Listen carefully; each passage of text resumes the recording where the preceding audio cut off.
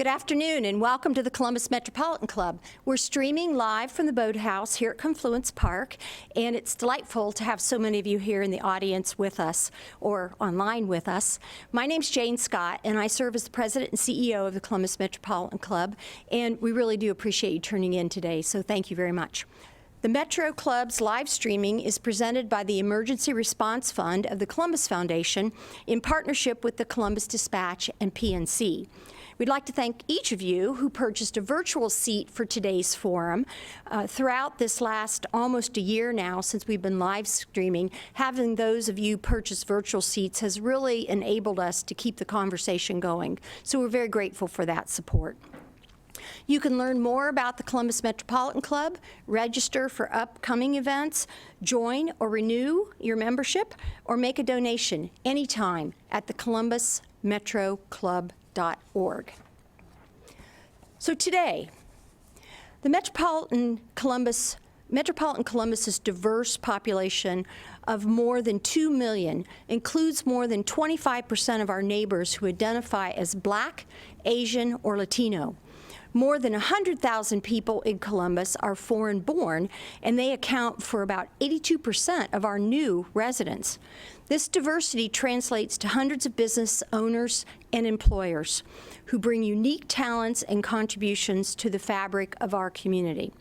Their successes and diversity represent a need for increased awareness and patronage to support the contributions and importance of Black, Latino, and Asian-owned businesses in our community.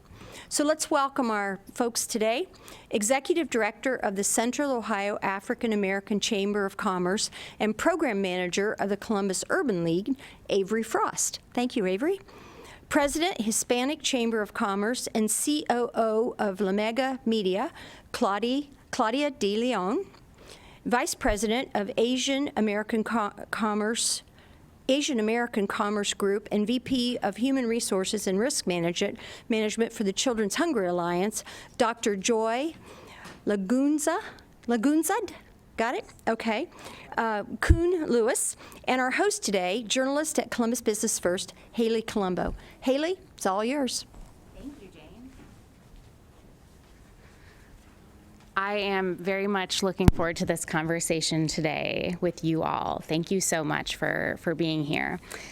First, I would love to go down the line.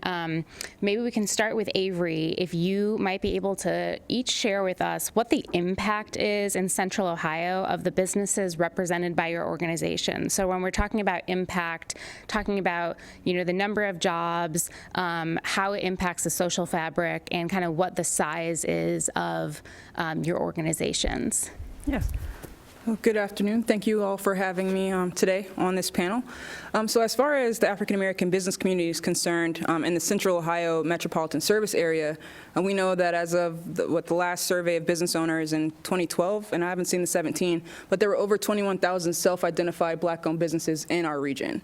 And so when you look at impact, that's at least 21,000 jobs because we have some owner-operators, but we do have employers. And we have some businesses that have over 100 employees. And so when we're talking about economic impact, we're talking about many households that are impacted and served by our owners.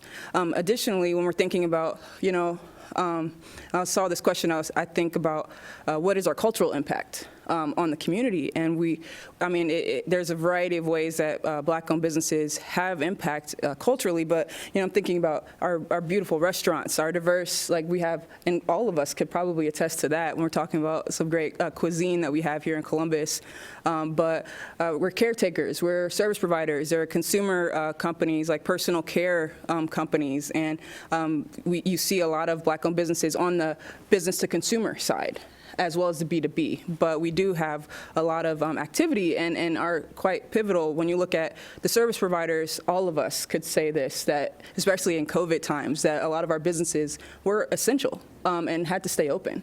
And so it can be quite wide-ranging. Fantastic. Let's have Claudia share.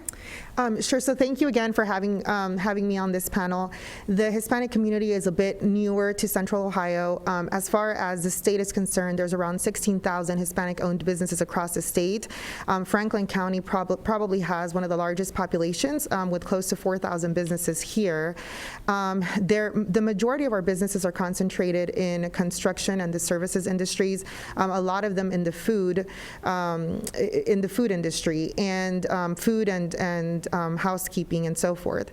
Similar to the African American community, during COVID, we found that one of the most impacted sectors for us was precisely the Hispanic business community, because a lot of them were considered essential, whether it was agriculture, whether it was construction, whether it was supermarkets, which, we have a lot of those too that cater to local areas, and definitely the food industry.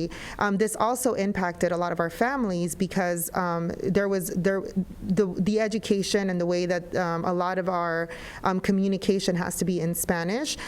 Some of the information just wasn't sent out there the appropriate way in order for everybody to understand. So obviously, we were heavily impacted during COVID, but at the same time, it is a community that contributes a lot to the local economy and that has a lot of these positions that not only are essential throughout the whole year, but that we found to be very essential during something like a pandemic. Thank you. What about Joy? Thank you. I'd like to thank everyone, of course, Columbus Metropolitan Club, for including us, the Asian American Commerce Group, Asian American community, of course. Yes, we certainly, I would say, have a great impact as far as the community is concerned. And of course, as an organization that we represent, we have about 21,000 businesses, I would say, with, in general terms for the state of Ohio, about 10.8 billion receipts, and about 1.8 billion is actually payroll costs. So that just tells you how much we impact as far as economy is concerned, the jobs that we hold. Predominantly, our businesses are in the area of construction, architectural and engineering, also hospitality, from hotels to restaurants, and also we got a growing Vietnamese-owned nail salons, especially here in Central Ohio. We also have I would say healthcare. Healthcare is a big thing. From the profession standpoint, also, we have a lot of Asian Americans in the healthcare field, from being doctors to nurses. I would say even with Ohio State University, Wexner Medical Center, we have a lot of Asians who are nurses. So we do impact heavily as far as economy is concerned.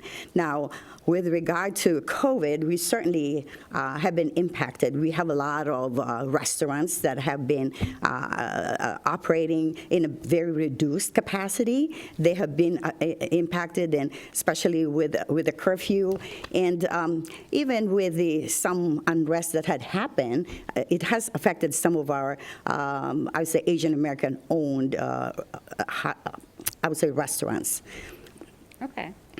And how does the larger community in Columbus support or not support businesses, that you represent? I think this question is super important as, coming off of the year that we had with, recognizing systemic racism and, the topic of inclusion. Averi, do you want to start with this topic? Yeah, sure. I know that we definitely at the Chamber saw a peak of activity at a time when I think a lot of chambers were concerned about membership because of COVID, right? We know that chamber memberships can be a luxury item, right? But because of everything that happened in May and June, and all time, I guess, we did see a peak we saw more people, Black-owned businesses coming to join our chamber, but also we saw more support from the community interested in supporting Black-owned businesses. And so whether it was going to restaurants, buying clothes, thinking about who your accountant is, who your insurance agent is, different ways that you can be supportive, we did see an improvement. What I would say is I'm always grateful for those things, but we want to encourage people to think, okay, now what's the long-term support that we could be providing to Black-owned businesses and businesses owned by people of color? What else can we do? It can't just be you had a meal during Black Restaurant Week.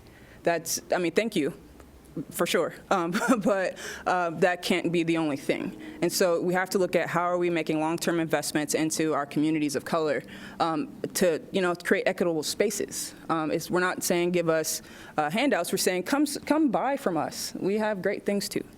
We have great services too. And so we definitely have seen a peak, and we're still seeing more people coming along. But that's always our question back to folks. It's like thank you for this donation. But what are we talking about a year from now? What are we talking about 5 years from now?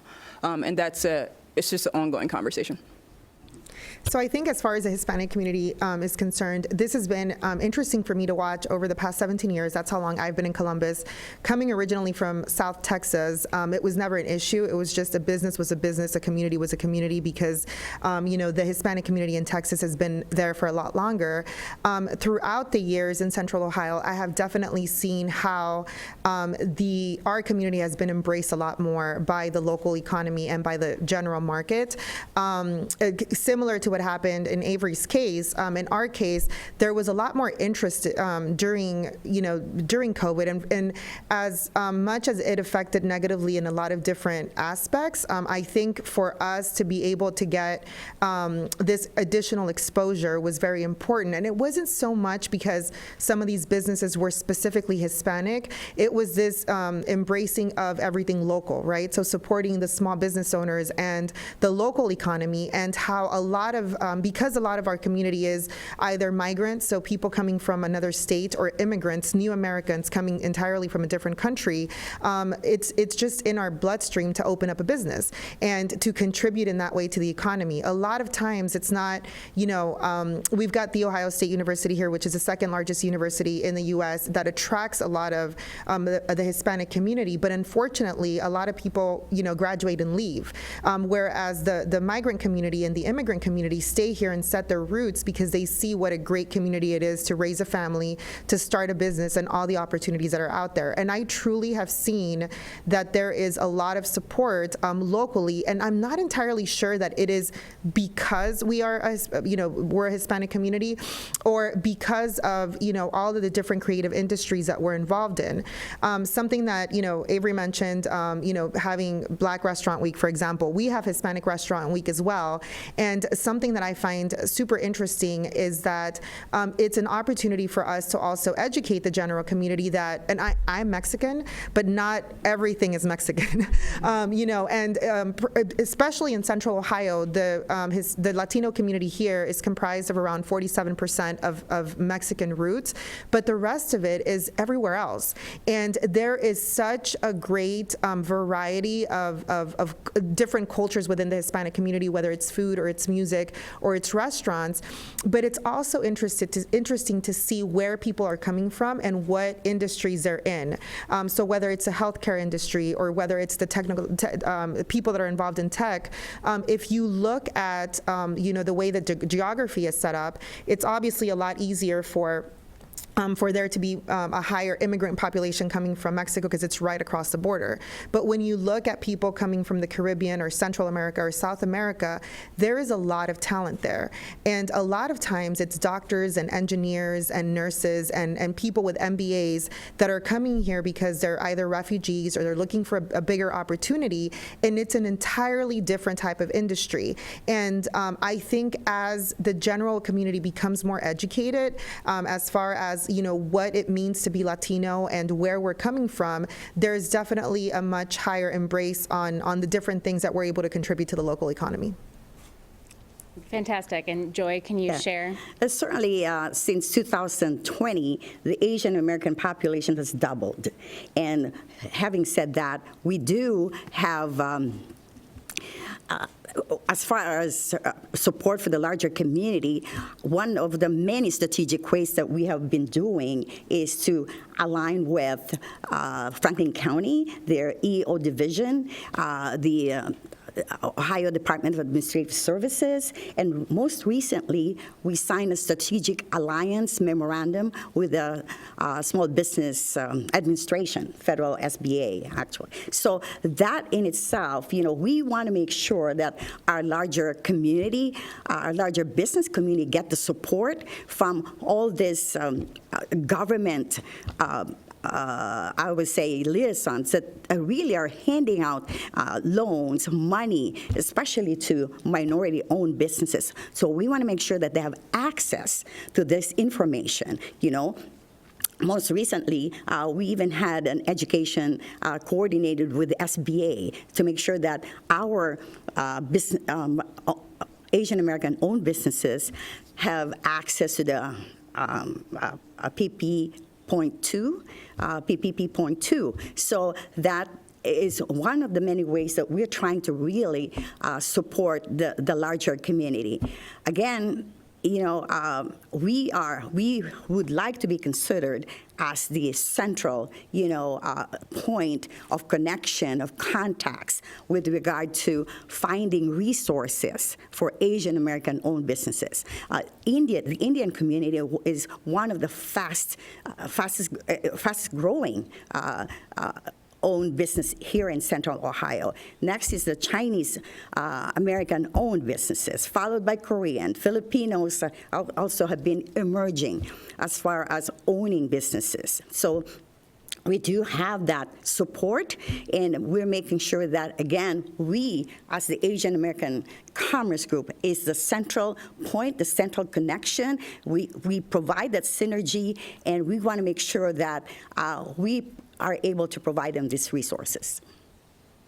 Speaking of the PPP loans, would each of you be able to share, Claudia and Averi, about how Hispanic-owned businesses and African-American-owned businesses have fared with regard to PPP, and how there could be a better, how the federal government could do a better job with that? And Joy, if you had anything else to share on that, that'd be great as well. So as far as the Hispanic community is concerned, this was such a challenging subject for us, as particularly as a chamber, but in general, just I think any Hispanic leader that was trying to help business owners even apply. So we had a big challenge because, first of all, there was a language barrier, and it's not to say, once a business owner establishes here, obviously there's enough English that you can communicate on your specific industry or your trade. But when it comes to this, finding the access, figuring out where to go, figuring out what to do, it was a great challenge because a lot of business owners just had no idea how to apply. And a lot of our business community is particularly in the construction sector, don't necessarily have employees. So sometimes it's just a one-man show. And so they have to have access to different sorts of ways of applying. We were very fortunate to have an alliance with the SBA, and we were so fortunate to have somebody at the SBA help us, but it was definitely challenging to get Hispanic business owners even to apply. A lot of times it was a matter of education on their end. They didn't have all of their paperwork in order that they needed to apply. A lot of times it was just their lack of knowledge on what was needed and what they could apply for and what it implied, whether it was a PPP loan or an EIDL loan. And a lot of times, and when we had, several circumstances where unfortunately, there's at least one local business owner who is, on the verge of closing now, who tried applying for a specific local loan,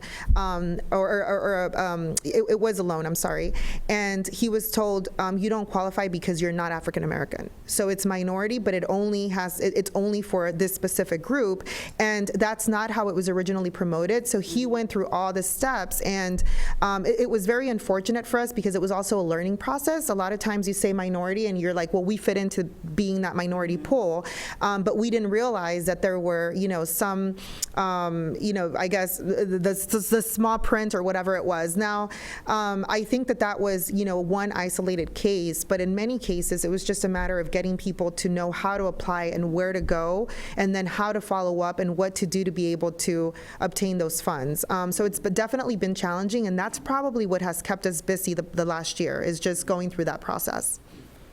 Yeah, we had a very similar problems, I guess, with the process, and I can speak on it most deepest through my position at the Columbus Urban League. So with the Minority Small Business Resiliency Initiative, since day one, we've been working with people through the PPP process. And so doing education, doing one-on-one, pulling people through it, and having it creative, because understanding the law and the intention of the program, there are a whole bunch of different ways that people could apply and get funded, but some people, they will call their bank and they will be told no because they didn't have the right #1 document. But it's like, but they had #7. And if we put these things together, then we can show very clearly what their payroll was or what their revenue was. And so it is painstaking, like especially I constantly am on the phone educating people through the process and how to apply. But it was a language barrier, but not like there were a lot of English speaking, but it was like business, legalese, SBA language. It's like, what is this? I don't know how to navigate through this. And so I've had numerous conversations with people who say, well, they told me I'm not eligible. We talk it through, find out they are eligible, and we have built relationships with maybe this round, maybe 12 banks. Where we can, based on the person and their skills and their acumen, I guess, we can match them with somebody. And so if you need to be walked through the process, I can say, here, go talk to this bank. But if you could do it by yourself, I could say, here's a portal where you can apply online right now. Like U.S. Bank is going really fast with their applications, if anybody's wondering. But there are also some cool small banks like Union Bank, Commodore Bank, LCNB, a number of smaller ones that are working with people through the process. And the smaller banks, too, can be fast because they're smaller. And you can get things done in-house. And so for us, it's just been almost a one-on-one kind of thing, and it shouldn't be. The process, we've heard from bankers and from business owners, the way that PPP has changed over time has been such a barrier by itself. And I think I was just going to add to that. We shared the same sentiments in the beginning, especially when it came out first. Fortunately, we have one of our board members who has such in-depth knowledge of the workings of the PPP loan, such that he is able to help, some of our members. His name is Metropolitan, who is with the Minority Business Council as well.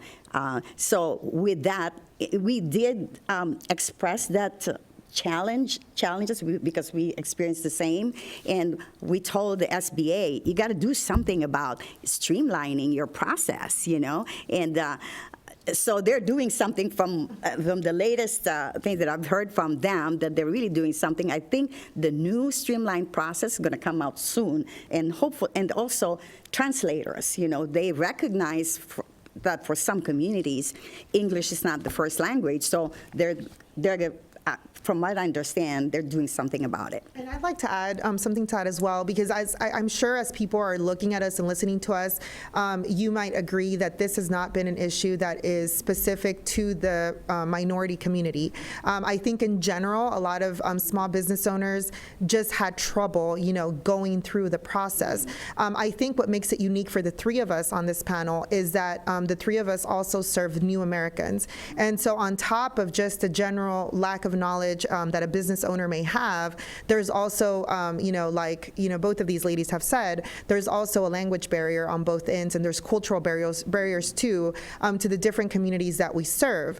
I think at least in our case, the biggest challenges that we face have now turned into opportunities for us, because a lot of these businesses that were doing things a specific way because that's how they do them in their country, or because that's how they were thought, or that's just how they knew to do it, particularly in our community, was maybe a lot of cash, from paying employees cash to not even having a bank account, just keeping everything in a safe, and then all of a sudden being hit with this and saying, but I've got the numbers and I've got the sales, but I can't show them. And so now this has become an opportunity for us to say, hey, if hopefully we never have another pandemic like this, but if there is, it's best for you to be able to do things the way that needs to get done. So we understand that you're still declaring your taxes. We understand that you're doing, what you have to do. But this other part that you didn't do, this is an opportunity for us to fix it. And I think that having a real life experience has been a great opportunity for us to not just, a lot of the times we'll just, as a chamber, we do educational programming as well,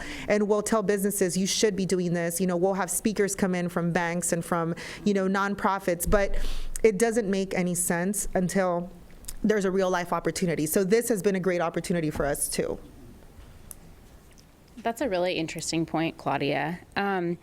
So what is next? Like, what do you see as kind of the next, the next hurdle, or the next, vista for your particular organizations? Like, what is needed to grow the African American business community, or the Latino business community, or Asian American owned businesses? What do you guys see as, the next hurdle, the next challenge, the next way to move forward? Yeah, for us, we really have, access to capital and access to contracts are two of our pillars of service. And so we've always been focused on it, but PPP and everything really illuminated the lack of banking relationships in a solid way. And so we've already pivoted inward to looking at really growing stronger banking relationships to connect our chamber members to. Because for me, the end goal really is that if every Black-owned business hires at least one or two more employees with living wages, our unemployment number will drop. And it's historically been higher than the average. And so if we can look at it from that way, how can we grow our businesses? That's substantial when we have a lot of owner-operators who are just themselves. We also saw last year or this year, so many people are doing cash or just doing 1099s. And they're saying, well, I have 10 employees. And I look at them like, you have one employee, and the IRS wants you to remember that those are the contractors, right? And so, because that's very important. And so we have to do some more education when we're talking about how to, everything they're doing is totally legal, but it may not be the best way to run a business. And so we have some work to do there. And I think all of that will help increase the sales when we look at the whole end goal. So that's where we're looking right now. So very similar, or exactly the same to what Averi has expressed, is what we have found too, especially during this time. And like I said, even though it was a horrible thing to go through, it was full of opportunities for us, because we found that there is a lack of relationship in banking, that there is a lack of access to capital, that there is definitely a lack of education. So I think that that's similar across the board. But something additional for us as a chamber is that we actually did our rebranding, I think it was about 3 or 4 years ago. And we had found that not only the chamber, but our Hispanic community as a whole, particularly the business community, has been kind of working in a silo. So we have like our own ecosystem, where it's, the Hispanic community will buy from Hispanic grocers, and, there's Hispanic beauty salons and Hispanic mechanic shops, or et cetera. And a lot of it is just the language, but also I think the culture. And something that, when we did a rebrand, if you look at our logo now, we made it very similar to be able to fit into what the Columbus region has to offer. We did our slogan to be unidos, which means united, the U and the S being, bigger, because we want to create that us, that is in part of Columbus, and we want to be a part of the region. And I think that what's moving forward for us is to really get our community to buy into integration, and to be able to form a part of the general market, to have more collaborations, to understand that, hey, you should become an MBE because there's all of these government contracts that you could be tapping into that you're not, because you're just working within this small, ecosystem. And our community isn't that large, but the opportunities for our business owners are huge if we're able to get them to go, to lose that fear of whether it's, they think that there's racism out out there, or they're just, there's a language barrier. Something that has been beneficial for us too is not only the dreamers, which are these children that were raised in the United States that speak the English or speak English, that are integrated into the culture, but also the children of the business owners that have grown up here and can help translate, right? And they can help make those connections. And I think that for us as a chamber, it's very important, yes, to do the things that these other chambers are doing, because we need our community to have access to both capital and education and and just the general knowledge of how to run their business. But as an additional step, before we even get there, we want our business owners to look at the opportunities that are out there if they just integrate more into the general market. And that'll just help us, more, because I truly feel that Central Ohio is a city that embraces diversity. And I truly believe that, can we show the rest of the country that it is this sort of city that welcomes these businesses, we will attract more. And that's just going to help our economy. More of these communities that are out there wanting to move somewhere, and they look at how great Columbus is and how embracing it is of these other cultures and businesses, it's just going to help everyone. So I think that that's what's, forward for us. Yeah, for the Asian American business community, certainly, as I mentioned earlier, there's a growing Indian-owned businesses. It's interesting, access, I would say access to contracts, access to capital, are also the issues that we have. However, from the cultural standpoint, most of our Asian-owned businesses, they shy away from really accessing the capital, even if it's available for them, because they're pretty much self-made. They have their own capital. Or it's interesting because yesterday I was just talking to someone who owns a nail salon. I was there to get my nails done yesterday, and she's a Nepalese. And I asked her, I said, hey, have you tried the idle loan? Said no. I was trying, but I had to pay it. And then how about the PPP? He said, no, I did not. He said, so how much did you invest in this? You know what, Joy, I don't really, I paid cash for everything. That's what she was saying. I paid cash for everything. I don't want to go through the bureaucratic process, So I started to tell her what is available and how she can access it. And she can even make her business grow, and get another salon, have some branches. And so it kind of put a spark on her, but the lack of education and the fear also, like the Indian Americans has their own, the Chinese has their own. As a matter of fact, we have a Chinese chamber, we have 2 Indian American groups also. We have Filipinos, we have Korean. They have their own, I would say, own chambers, and how they help these businesses. So that is the growth for us, is to really make sure that we collaborate, because we can do so much for the Asian American business community if we just collaborate, if we just bring that education that, like what Claudia said, Central Ohio, the state of Ohio they have so much to offer for us that can help us grow our business and, of course, grow the economy, help and grow the economy. And we're going to move to our live stream audience questions in just a few minutes. So wanted to remind people to submit questions online if they're watching, but also wanted to ask, what do you see as, obviously 2020 was, I don't think any of us want to go back there. But 2021, the beginning of it has also been, tough. We're all here wearing masks and everything. Nothing has really changed too much. But how do you see each of your organizations or the businesses represented by your organizations coming out of COVID-19? Obviously, we've seen that minority-owned businesses have been disproportionately impacted by COVID, as far as having to close, that sort of thing. So, yeah, what do you see as the future in terms of coming out of COVID and how it might impact each of your respective groups?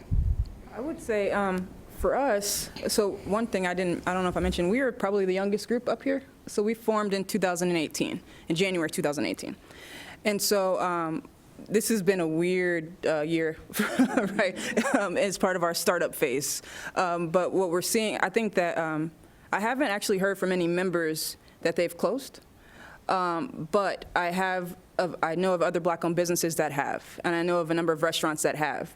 I think that the longer the uncertainty goes with when this will end, the harder it is to forecast where we'll be in a year. The vaccine plan is a great, it's optimistic, right? But our businesses continue to come to me and say, I don't know what's going to happen if I can't generate these sales in the next quarter, or if I can't figure out some support, whether it's a loan or whether it's the PPP. Some people refused to do a loan. They only wanted to hear about the grants because they didn't know where they would be in a year to be able to pay it back. And so it's not just looking for the free money, it's really I don't know where we'll be.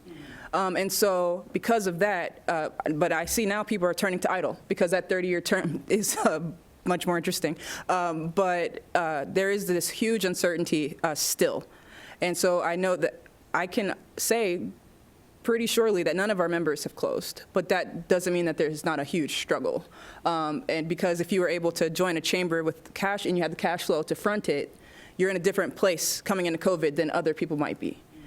So that's just a kind of a frame to make sure we're looking through it with the right lens. But it's, I think, for everyone, there's a lot of uncertainty. I know our chamber will still be here next year, but I also know that, and we continue to grow as an organization. I think we're at 102 members right now.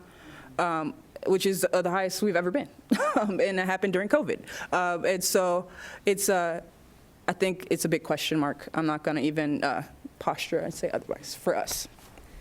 So I think we're only a year younger than we're only a year younger because the chamber was dormant for a couple of years, and it's very similar. You know, there is still a lot of uncertainty. You know, something that I have found very, I guess, hopeful, and in a way I'm very proud of it, is that there's been a lot of help between business owners in our community. Right now there is one that I can think of that, you know, he's got a chain of restaurants, and one of the restaurants was located in an area that was downtown, you know, where it's very impacted, and he wanted to close. And so a different business owner from another area said, hey, you know what? I'll take it from you. That way you don't have to close and you still have your other businesses, and you don't have to lose anything, and I'm just going to convert it to a different concept, and I've got these ideas. I think, you know, similar to what happens in the Asian community, and I'm sure that, you know, some of the African American community, our business owners work a lot on cash, and that, even though has been a struggle for us throughout the years, and telling them, hey, you only need 20%, you know, and get a loan, or 10% if it's an SBA loan, instead of you going and straight out buying something. A lot of our business owners have, you know, they've got the cash on hand, so they've been able to live through COVID without having to close because they're using that cash, you know. That is, in a way, unfortunate, but in a way has permitted for a lot of these businesses to not close entirely. So a lot of our businesses did close, you know, when the economy was closed. You know, they closed temporarily, but as we start opening up again, you can see that they're reopening. They're trying to be very creative with the way that they offer services. Something that has been a great opportunity, particularly for restaurants, because there are a lot of Hispanic-owned restaurants, is that they're getting into the delivery and the online ordering, something that had never been done before. Our community wasn't even that, you know, they weren't the type of community that wanted to order and take out to their homes. But now there is that great source of revenue that is coming in for them that either allowed them to stay open, or now allows them to have that variety and revenue coming into their businesses. So I think that, you know, as we, you know, move into this year, which I agree with Averi, there is a lot of uncertainty, and we've got to see what happens with the vaccine. You know, it looks like a lot of business owners are planning, even whether it's, you know, their events and so forth, for September, October, November of this year, as we move forward and realize if that's going to be able to happen, you know, and if we're able to actually open the way that we want to open. It's just embracing the opportunities that this experience has given us. Yeah, for the Asian community, Asian American Commerce Group, I think we're the oldest. We were established 1993. So, but you know, we had some challenges to stay open from because we are the working board, and we've just been doing the chamber business on our own personal time. So, however, again, I'm proud to say that we have the passion from our board members, and we have 10 of them who really, when it's time to work, it's time to work as far as, helping the Asian American business community. And so each one of us have our own sort of a specialty that we are able to provide to our membership. Now, again, our membership is open not only to Asian Americans, but to everyone. It's open. So during this time, I would say one area of business that has been really hit hard is the hospitality area, the restaurants. But just like what Claudia said, they have been creative in providing curbside, pickup and delivery.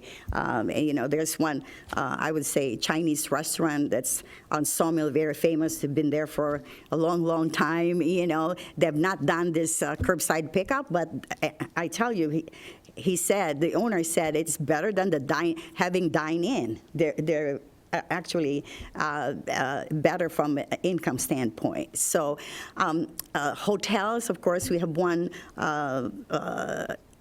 Indian American who owns a chain of hotel here in Central Ohio, has been hit very hard, and he was very vocal about it, but he's holding off. He's there. I think one thing with this pandemic is that we have been creative enough and innovative in strategically creating ways to survive. The future, we can't, just like what the two have said, that we can't tell the future, but they're there holding off and connecting with the Asian American Commerce Group for whatever resources that we can provide them. From education to really hand-holding them, and helping them even in transitioning to this type of situation. Thank you all. So it is CMC's tradition to take audience questions. Lanie Cuthbert of CMC is curating questions from the live stream audience. Lanie, what is our first question? So Celil and Sarah Kemis, I hope I'm saying your name correctly, from Horizon Science Academy is asking, how can institutions with students support each and every opportunity of diversity and inclusion by partnering with your chambers? Yes, I can start. We have partnered with, he's going to kill me now. There's a community college out on Refugee Road, and we partnered with them, and they allowed us to host our workshops there, right? So thinking about all the services that we provide and looking at how you can plug in, I would say is a great start. So whether it's supporting a event specifically or joining, right? And we also, like the students can attend workshops. Like I've had students from Columbus State and different schools come to our workshops because they're interested in business or interested in starting their own company. And when we did Daymar College, got it. But when we were there, some Daymar students would come into our workshops to get to hear about what we're talking about. But I would suggest join. We have corporate partners, we have allied businesses that aren't Black owned that can join because they support the mission.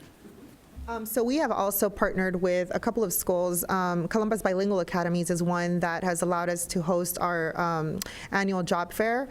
We do it at their gymnasium, but it also, we work closely with the students while we're there.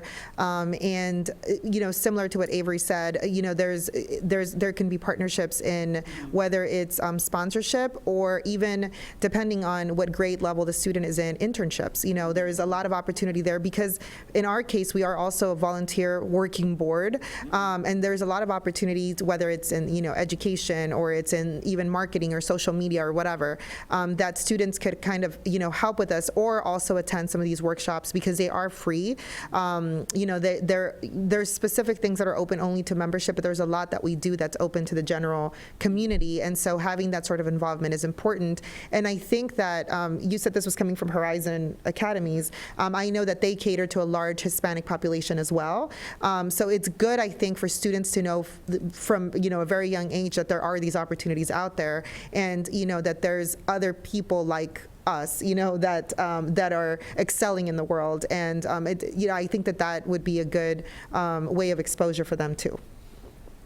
I certainly would like to, from Horizon, whoever is representing or asking the question, to connect with me or Shamraj Jaksha. Our president is here in the audience, and we'd like to start even some sort of like a mentorship program.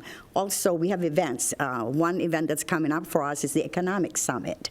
I think that will provide the students from Horizon, even if we help us during the events, in whatever capacity. I think that would be a good start. Carol Mary asks, how are your chambers reaching out to larger businesses to improve diversity and assist them with inclusiveness? All right, so one good example, so I sit on the board for CCDC. It's a local CDFI that specializes in real estate. And our board president is Mike from Ohio Bankers League. And so through our relationship we're growing over time, he's helping us plug into the banks. And so we're not just for us, for capital, but also how can we be contributing to the conversation. And so we try to look at organizations like those as great entry points, or the different liaisons that happen at all the different corporations, to have conversations about how can we be mutually beneficial to one another. Whether it's contract opportunities for our businesses, or they have some sort of program or loan product that we can share the word about, spread the word about. That's just how we kind of come at it. It starts with a relationship, and then it grows into formalized partnerships. And the way that we started as a chamber was through our Managing Your Business series, which is an educational series that we have that focuses on 3 main areas of challenge to our community, which is marketing, human resources, and finance, and also, some legal in there as well. And what we do is we open these for speakers, to come from any organization, whether or not they're members of our chamber, in an effort to establish those relationships, but also to allow these companies in the general market to know that we're here, that we exist, and give them more of the numbers that encompass our community, whether it's the amount of business owners that are out there, or the workforce that is out there. So it's something that, like I said earlier, we are a very new chamber, so we don't have a lot of corporate partnerships, but we are definitely interested. We work very closely with the Ohio Commission on Hispanic Latino Affairs, as a connection, that they help us connect with the general market in ways that they find could be beneficial for both us and our membership. So I can't say that we're doing a great job at it, but it's something that we're definitely working towards. So if there's anybody out there that wants to connect with the chamber, we would be more than happy to connect with you as well. And for us, as I mentioned earlier, the Asian Americans consist of so many descent, I would say, ethnicities. So we are starting to collaborate with the different groups within the Asian American community. I mean, this is an excellent, actually, if we thank, of course, Columbus Metropolitan Club. This is one way for us to really reach out and be open. We are open to anyone to be part of our group, Asian American Commerce Group. And I'm part of the Central Ohio Diversity Consortium as well. So that's how we reach out. And again, we would like anyone to join our Asian American Commerce Group. Ron Sachs from Clara Vista Productions asks, how are your organizations using all kinds of media to help tell their organization's stories to a diverse audience, and including the mainstream? So I can start with that one, just because I work in media.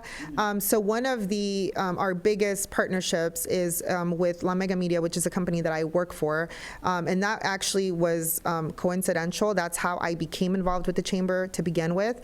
But that is really how we connect to our community. So through radio stations. So we own radio stations in Columbus, Ohio that do Spanish transmission, print publications, and digital outlets. we connect, to the general community, and everything that the chamber does automatically ties in to getting the word out to the general market. We have not done a great job of connecting within, just mainstream media unless something is covered with one of the events that we do. So one of the events that was most covered was our Hispanic Restaurant Week, which really put us, out there on television and digital media, and really letting an audience know that the chamber exists and that we cater to these specific businesses. And also the job fairs that we have done that really highlights or puts us on a platform to the companies that are looking for employees, whether or not they're Hispanic, but they're speaking specifically to the Hispanic community. So I can't say that we've done a great job at connecting with the general media, but the relationship that we have as a nonprofit organization with La Mega Media, because none of the advertising is paid for, really lets us get into our own community, and I think that this is also an opportunity for us to really try to connect to just general media outside of social media channels, which is something that we just naturally do as an organization.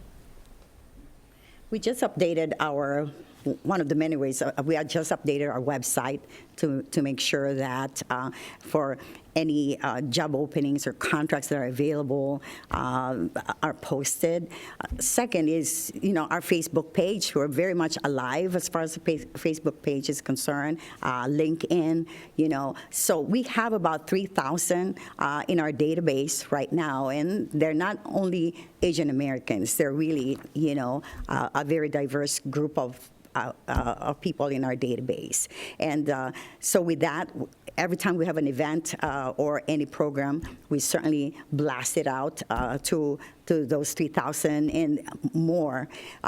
We're coming up in May, which is the Asian Heritage Month, and also, we'll probably do our economics summit in tandem. So we promote it, we send it out, and we're very active as far as social media is concerned. We are very out there. Yeah, and for us, it's just been, over time, cultivating relationships with some of the different, mainstream media. So like we've had conversations with Hayleigh at Business First. We have working relationships with editors at the Dispatch and Columbus CEO, the Dispatch Media Group. And that happened over time. We haven't specifically sent out press releases or anything like that, but just we always make sure that if somebody reaches out, or I try my best. Sometimes, especially in February, there's a lot of outreach that we receive. So I try to be as responsive as possible, but when somebody asks for a quote or just a perspective on a story, I'm always trying to be available to those things, and or positioning our businesses to be available, to be a voice to tell their story too. So for us, that's just been building over time. And we have time for one more question. So Mike Horshawn asks, do you believe that you have shared interests between your chambers, and how might your chambers improve the outcomes for all minority businesses in Columbus? Yes. Yeah. Short answer. So while it's not formalized with the organizations, if there's opportunities where someone's asking for like a minority perspective and it comes to me, I'll reach out to Claudia or the AACG, right? And try to bring those things to the table. Same with maybe contract opportunities. I know that when we did Out with Elected Officials, we were trying to bring AACG in, and you did participate that last time, but we didn't get to do it in 2020 because of COVID. And the intention was to expand it out to include more diverse chambers because of the space that we're in. And so I think that we could, yeah.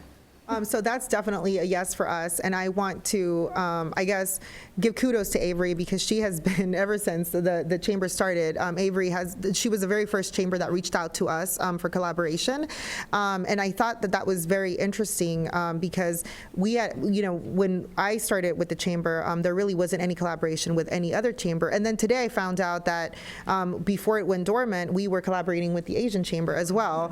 So I do think that, whether it's in our past or currently, there is that sense of collaboration between the chambers. There are a lot of shared interests, because we have not only the minority behind us, but so many new Americans that are a part of our chambers that share a lot of the same challenges. I think it just makes sense. It's very natural for us to work together. we're certainly very open to collaboration, the Asian American Commerce Group. That's why we said we're open to all, and we certainly would like to focus on the other, races and ethnicities. That's what we are, as our population is getting more diverse. I think it's good to be collaborating at this point. Well, thank you. What an interesting and really delightful program today. It's been fun meeting all of you, and I hope our folks that are watching have enjoyed getting to know you and the groups that you operate. I heard lots of things like great opportunities for you all, and that Columbus is a city that embraces diversity. I certainly hope we continue to earn your trust and get to know you better. I'd like to take advantage of my podium here and invite you to get more involved in the Columbus Metropolitan Club. Certainly an excellent way for your businesses to meet other business people and to get more integrated into our community. So please know you're welcome, and we look forward to seeing you and the businesses you represent many times. Next week, our forum, CMC Annual State of Downtown, featuring Mark Conti, the acting director, executive director of the Capitol Crossroads and Discovery Special Improvement District. And we'd like to say thank you to the Emergency Response Fund of the Columbus Foundation for presenting our live stream today with support from the Columbus Dispatch and PNC. We also want to thank our virtual seat patrons once again. Thank you all. We know you're out there, and we appreciate your support. And a special thanks to our speakers. We obviously couldn't do this without your willingness to come and share your thoughts. So thanks to Hayleigh Colombo, our wonderful moderator today. Averi Frost, thank you. Claudia de Leon, and Dr. Joy Lagoonzad Kouns-Lewis. And Joy, you didn't say hello to your friends in the Philippines who are watching you today. Yes, I have friends from the Philippines, relatives from Japan, and Mexico, actually watching right now. So the Metropolitan Club is international Yes, today. exactly. So thanks to all of you all over the world for watching the Metropolitan Club. We hope you'll tune in again. And until then, please stay safe.